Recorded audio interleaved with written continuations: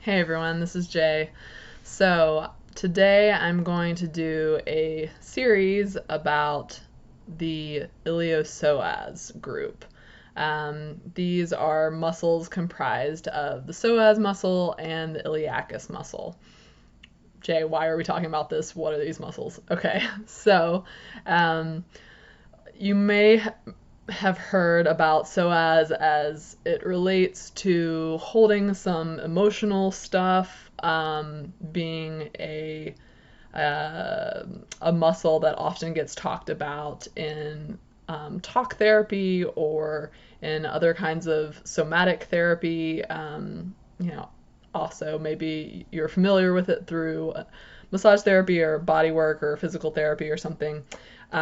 So I'm going to show you where this muscle lives and what it does, and also why it is a place that can end up storing a lot of hard stuff for us.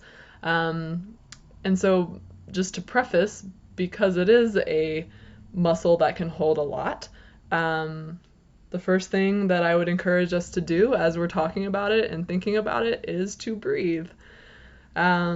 And feel our feet on the floor, find our breath, tune into our space. And I'm just gonna share a little bit about it, and in the next video I'll show you some things that you can actually do to give yourself a little relief. So for more of the lesson part of this, where psoas exists is on the inside of your hip.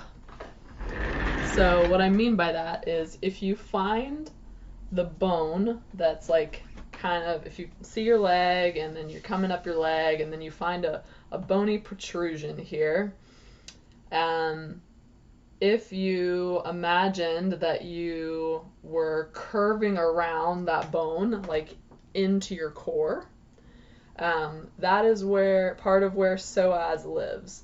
So psoas comes from kind of the inside part of your leg up through around this bony part, and it travels towards your belly button almost, but as it's traveling, it's doing a thing where it's going through your body, so it is actually attaching to the spine.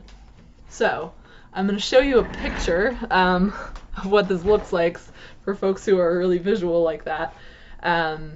Feel free to not look at the picture if you want. It's just my massage book that I used in school to learn about anatomy. So it's just a drawing. And here it comes. Alright, so here, I'm going to get this close to the camera. The long skinny one that you're seeing right here, that is psoas. So as you can see up here, it's attaching to the spine, and then this is a view as if you're looking at someone, you're looking at their face would be up here. So here's their spine, here's psoas attaching, and you see it's kind of coming through the body and curling, and then where it attaches is in the inside part of the leg bone at the very top. This nice muscle here that is kind of coating the inside of the hip bone. So see this kind of half moon shape here, that is actually your hip. So that's this right here. So this inside coating of your hip, that's iliacus. So together iliacus and psoas make iliopsoas. So what does this muscle do? It is a big hip flexor muscle. So when you flex your hip, you lift up your hip, your psoas is helping out with that, similar to how your other hip flexors are helping out with that. But this muscle inside you is helping out with that. This muscle can often get kind of clamped down, almost into a C shape. We saw in the drawing that it's nice and long and like kind of fluid and flowing. But a lot of us live our lives forward and hunched for many reasons. And what's happening to that like kind of nice long fluid muscle is it's getting curled in on. So if we're sitting down and we're curled up and we stand up quickly and we're like, oh, my back. What is this back pain that's happening?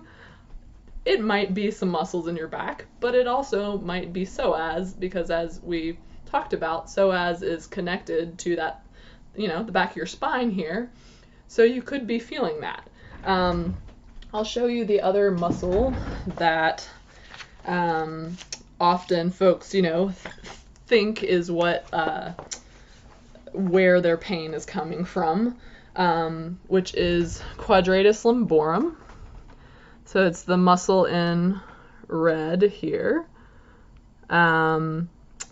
which is, I'll show you on my back in a minute, but I just want you to look at this to see how close it is and intertwined almost with psoas. So here's psoas coming up, attaching to the spine, but it's really close to the QL muscle, Quadratus lumborum.